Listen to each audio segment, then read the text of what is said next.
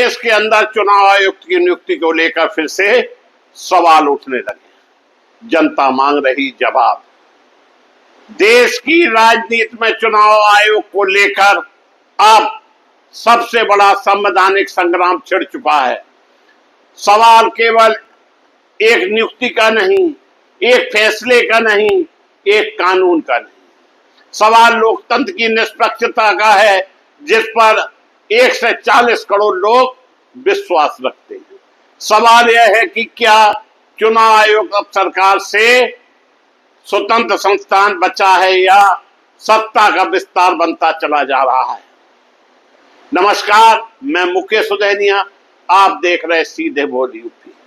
2015 में दायर अनूप बड़वाल बनाम भारत संघ मामले में सुप्रीम कोर्ट ने साफ कहा था कि चुनाव आयुक्त की नियुक्ति केवल सरकार की मर्जी से नहीं हो सकती। इसलिए सुप्रीम कोर्ट ने 2023 में आदेश दिया कि प्रधानमंत्री, विपक्ष के नेता और भारत के मुख्य न्यायाधीश मिलकर चुनाव आयुक्त का चयन करेंगे। यही से मोदी सरकार को मिर्ची लग गई। उन्होंने सोचा चुनाव हाथ से निकलता। लेकिन इसके कुछ ही महीनों बाद मोदी सरकार नया कानून लेकर आ गई। Chief election commissioner and on other election commissioner act 2023 के जरिए मुख्य न्यायाधीश को चयन समिति से बाहर कर दिया और उनकी जगह प्रधानमंत्री द्वारा चुने गए केंद्रीय गृह मंत्री को बैठा दिया गया।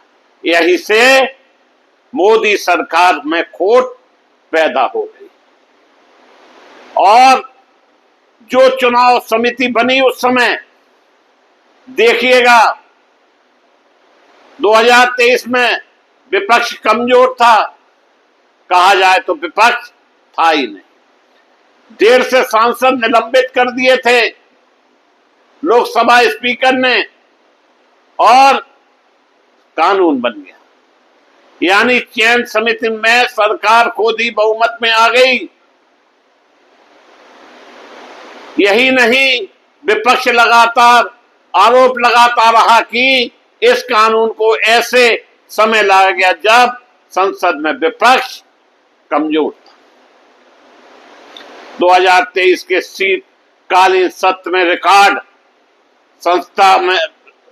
संख्या में विपक्ष सांसदों को निलंबित किया गया था। विपक्ष ने आरोप लगाया कि बहस से बचने और कानून को बिना गंभीर चर्चा के पारित कराने के लिए यह कदम उठाया गया था।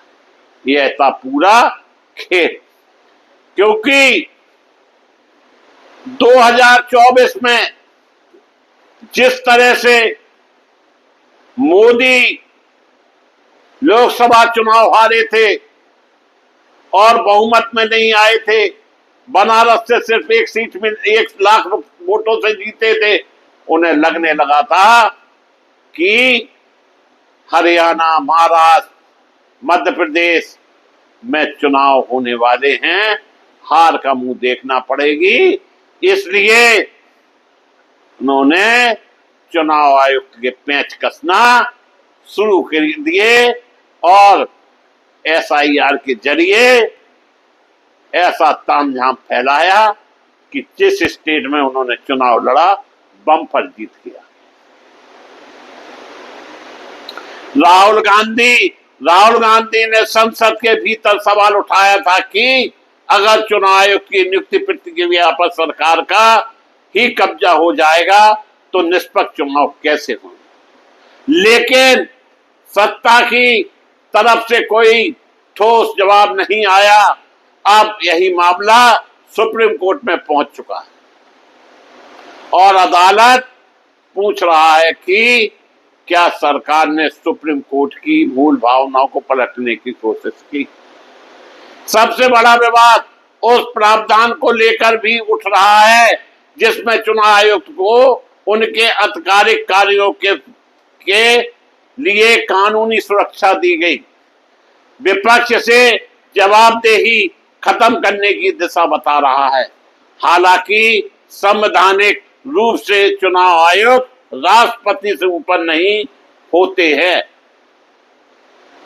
और उन पर न्यायिक समीक्षा संभव है, लेकिन राजनीतिक आरोप यह है कि सरकार ने ऐसी व्यवस्था बनाई जिससे चुनाव आयोग पर कार्रवाई लगभग असंभव जैसी लगे। अब विपक्ष का आरोप और भी आक्रामक हो चुका है। कहा जा रहा है कि 2024 के लोकसभा चुनाव से पहले सरकार को अपने भरोसे का चुनाव आयोग चाहिए था, क्योंकि कई राज्यों में भारतीय जनता पार्टी को कहीं न कहीं कड़ी चुनौती मिल रही थी। आलोचक यह भी कह रहे हैं कि अगर चुनाव आयोग पूरी तरह स्वतंत्र रहा होता तो सत्ता पक्ष को चुनावी रणनीति में उतनी सहूलियत नहीं मिलती। सुप्रीम कोर्ट में अब असली लड़ाई इसी बात पर है। क्या चुनाव आयोग संविधान का प्रहरी रहेगा या सरकार के प्रभाव में काम करने वाली संस्था बन जाएगा?